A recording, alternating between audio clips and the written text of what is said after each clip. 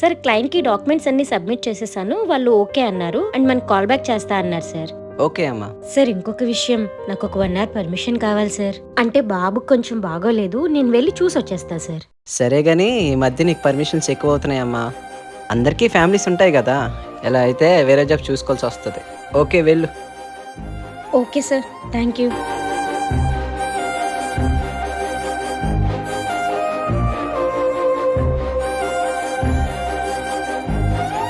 అమ్మా వచ్చేసావా? ఆకలేస్తుందమ్మా.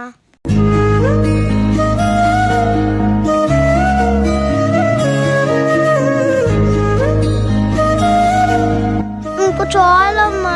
ఇంకొంచెమే ఉంది కదా, తినేసి టాబ్లెట్ వేసుకుని పడుకో. మమ్మీ ఈవినింగ్ త్వరగా వచ్చేస్తుంది. ఓకే అమ్మా.